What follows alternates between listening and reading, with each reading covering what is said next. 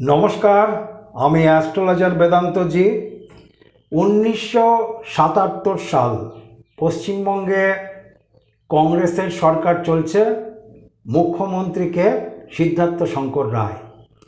1977 সালের 14ই জুন পশ্চিমবঙ্গে assembly election অনুষ্ঠিত হয়েছিল এবং তারপরেই কংগ্রেসের সরকার পরিবর্তন হয়ে এসেছিল বামফ্রন্ট সরকার। মুখ্যমন্ত্রীকে জ্যোতি বসু, 21শে জুন 1977 জ্যোতি বসু পশ্চিমবঙ্গের মুখ্যমন্ত্রী হিসাবে শপথ গ্রহণ করেন।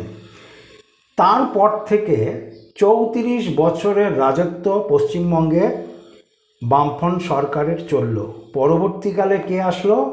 মমতা সরকার, অর্থাৎ তৃণমূল সরকার লাস্ট 15 বছর ধরে চলছে।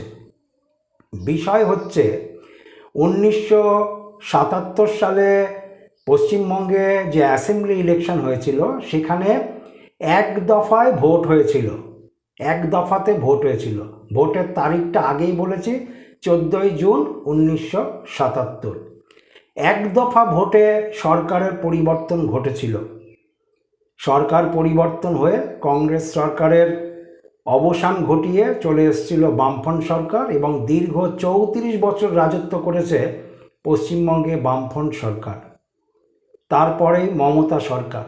সুতরাং এই যে 34 প্লাস 15 এই দুটোকে যোগ করলে 49 বছরের যে একটা সময়সীমা আসছে, এই 49 বছরের মধ্যে পশ্চিমবঙ্গে কোনো নির্বাচন এক দফা বা দুই দফায় হয়নি, কোনো রেকর্ড নেই।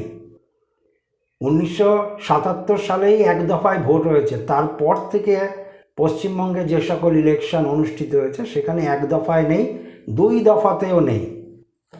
দেখা গেছে গত 3 দফা, 4 দফা, 5 দফা, 6 দফা। 2021 সালেও পশ্চিমবঙ্গে যে নির্বাচন হয়েছিল, অ্যাসেম্বলি ইলেকশন হয়েছিল, সেখানেও 8 দফায় ভোট হয়েছে, 8 দফা। অপরদিকে এবারে ইলেকশন কমিশন বারবার বলছে পশ্চিমবঙ্গের অবস্থা ভালো না, পশ্চিমবঙ্গের আইন শৃঙ্খলা ভেঙে পড়েছে। সাংবাদিকরা জিজ্ঞাসা করেছে কয় দফায় ভোট হবে। পশ্চিমবঙ্গের আইন শৃঙ্খলার ওপরে নির্ভর করছে। পশ্চিমবঙ্গের আইন শৃঙ্খলা তো ভালো না। তা 2021-এ পশ্চিমবঙ্গের নির্বাচন হয়েছিল 8 দফায়। 2026 সাল পশ্চিমবঙ্গের আইন শৃঙ্খলার অবনতি ঘটেছে, নির্বাচন কমিশন বলছে এবং সুপ্রিম কোর্টেরও থেকে শোনা গেছে। সুতরাং এই রকম একটা পরিস্থিতির মধ্যে দিয়ে কেন 2 দফা ভোট অনুষ্ঠিত হলো? এর মধ্যে কি কোনো মনস্তাত্ত্বিক বিষয় আছে? এর মধ্যে কি সরকার পরিবর্তনের কোনো কিছু হিসাব নিকাশ আছে? যে এক দফা ভোটে সরকার পরিবর্তন হয়েছিল 1977-এ, তারপর থেকে এক দফা তো নেই, 2 দফাও নেই। আমি আগেই বলেছি 2021 সালেও 8 দফায় ভোট হয়েছে। তো এইবারে 2026 সালে অন্তত 10 বা 12 দফায় ইলেকশন হবে পশ্চিমবঙ্গে, এটাই মানুষের একটা হিসাব নিকাশ ছিল। কিন্তু সব কিছুর হিসাব নিকাশকে উড়িয়ে দিয়ে নির্বাচন কমিশন সিধাসিধি 2 দফায় ইলেকশন অনুষ্ঠিত করেছে। আমার প্রশ্ন, একজন জ্যোতিষী হিসাবে, যেহেতু সংখ্যা তত্ত্বগুলির মধ্যেও জ্যোতিষশাস্ত্রের হিসাব নিকাশ থাকে, সেই হিসাব নিকাশ তো আমি ব্যাখ্যা করছি। তাছাড়া আমার প্রশ্ন, এই যে দফা কমিয়ে দিয়ে আগেও পশ্চিমবঙ্গে সরকার বদল হয়েছে, এক দফায় সরকার বদল হয়েছে এবং বামফ্রন্ট সরকার তারপর থেকে একদম সিধা 34 বছর রাজত্ব করেছে। 2026 সালেও এর মধ্যে কি কোনো মনস্তাত্ত্বিক বিষয় ঘুরে বেড়াচ্ছে যে দফা কমিয়ে দিয়ে সফলতা পাওয়া যায়? আমি অ্যাস্ট্রোলজার বেদান্তজি, আমার ইউটিউবে চ্যানেলে তো আমি অলরেডি পশ্চিমবঙ্গের নির্বাচনে কে জিতবে কে হারবে এই সম্বন্ধে আমার অলরেডি ভিডিও প্রকাশ আমি করে দিয়েছি।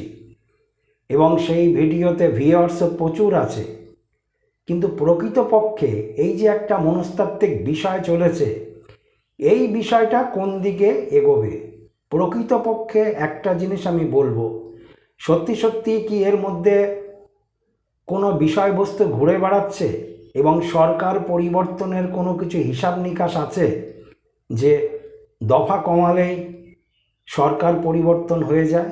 যেই সফলতা 1977 সালে এসছিল, সেই সফলতাই কি 2026 সালে আসবে? হ্যাঁ, আপনারা পুরোপুরি জানতে পারবেন এর মধ্যে কোনো বিষয়বস্তু ঘুরে বেড়াচ্ছে কি না, দফা কমিয়ে দিয়ে সরকারের পরিবর্তনের কোনো কিছু হিসাব নিকাশ আছে কি না। 4 তারিখ অর্থাৎ 4 মে 2026 অবশ্যই রেজাল্ট ঘোষণার পরে সেই জায়গাটা পরিষ্কার হয়ে যাবে। আমি অ্যাস্ট্রোলজার বেদান্তজি আমার ইউটিউব চ্যানেলে আমি লাগাতার পশ্চিমবঙ্গের নির্বাচন সম্পর্কে একটার পর একটা ভিডিও দিয়ে চলেছি। আমার ভিডিওর প্রচুর দর্শক বর্তমানে আছে এবং প্রত্যেক দর্শকের কাছে আমি একজন জ্যোতিষী হিসাবে কৃতজ্ঞতা জানাই। সঙ্গে সঙ্গে বলবো, আমার চ্যানেলটা যদি আপনাদের ভালো লাগে তাহলে ফেসবুকের দর্শকরা অবশ্যই সেটাকে ফলো দিয়ে রাখবেন এবং ইউটিউবের যারা এখনও সাবস্ক্রাইব করেননি তারা দয়া করে সাবস্ক্রাইব করবেন। নমস্কার, সবাই ভালো থাকবেন।